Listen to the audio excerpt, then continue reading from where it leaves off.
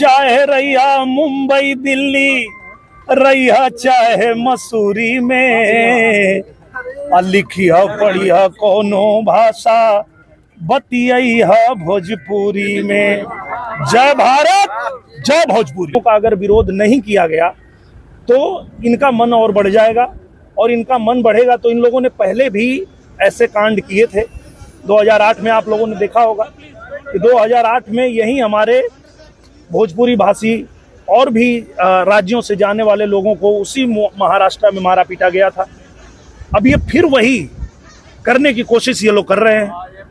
तो ऐसे में आजमगढ़ से, गाजीपुर से, बलिया से, देवरिया से, गोरखपुर से, चाहे बिहार से, चाहे राजस्थान से, चाहे दिल्ली से, या किसी भी प्रदेश से कोई बच्चा अपने परिवार को छोड़ के अपनी रोजी रोटी कमाने गया है, और उसको अगर भाषा के नाम पे और राज्य के नाम पे लोग प्रताड़ित करेंगे तो इनका पुरजोर विरोध होना चाहिए। मैं तो कर रहा हूं और मैं चाहता हूं कि पूरा देश इनका विरोध करेगा। अच्छा दिनेश जी, जिस तरीके से आपने बयान दिया कि हम डरेंगे नहीं, हम मुंबई में रहेंगे, लेकिन शिवसेना वाले आपका पता खोज रहे हैं। बिल्कुल, मेरा पता सबको मालूम है।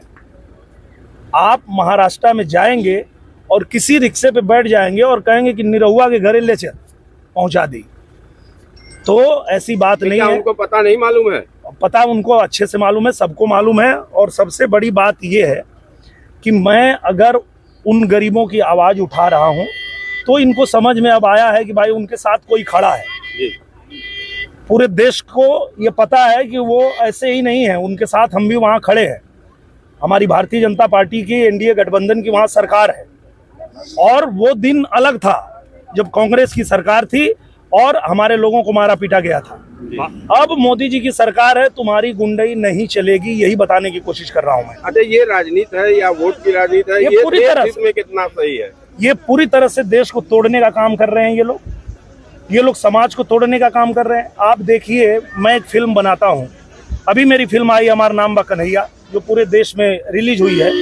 उसमें काम करने वाला अलग अलग भाषा के लोग हैं, वो भोजपुरी बोलने वाले भी हैं, मराठी बोलने वाले भी हैं। आप ही के आजमगढ़ में शूटिंग हुई थी, बैंक मैनेजर का जो रोल करी है लड़की, वो मराठी लड़की है, मराठी बोलती है।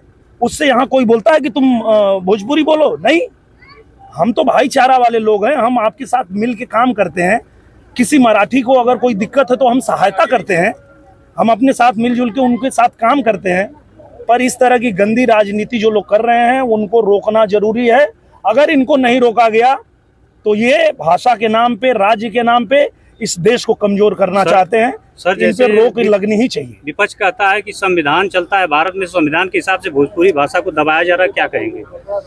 मुझे लगता है कि मैंने जब सदन में मुझे बोलने का पहला अवसर मिला था तो मैंने पहला ही अपना भाषण यही रखा था कि भोजपुरी भाषा बोलने वाले पूरी दुनिया में लोग हैं, और देश के बाहर जब भोजपुरी को मान्यता मिल चुकी है तो देश में क्यों नहीं।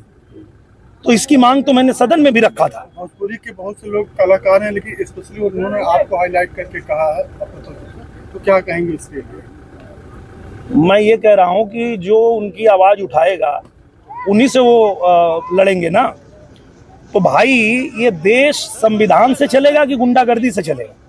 कानून व्यवस्था से ये देश चलेगा कि गुंडागर्दी से चलेगा? अपने भोजपुरी समाज के लिए क्या कहेंगे? मैं भोजपुरी समाज को सिर्फ एक ही बात कह रहा हूं कि आप लोग एकजुट रहिए। अगर आपको ये लोग जाति के नाम पे बांट दिए, अगर ये लोग आपको राज्य के नाम पे बांट दिए, तो आप कमजोर हो जाएंगे। अपने लोगों के लिए पूरे ताकत के साथ खड़े होइए, यही समय है और सही समय है। भोजपुरी में गा के बताइए ना अपने उत्तर भारतीयों को कि कैसे रहे। मैं तो यही कहता हूँ कि चाहे रहिया मुंबई दिल्ली, रहिया चाहे मसूरी में, लिखिया पढ़िया कोनो भाषा, बतिया भोजपुरी में। जय भारत, जय भोजपुरी।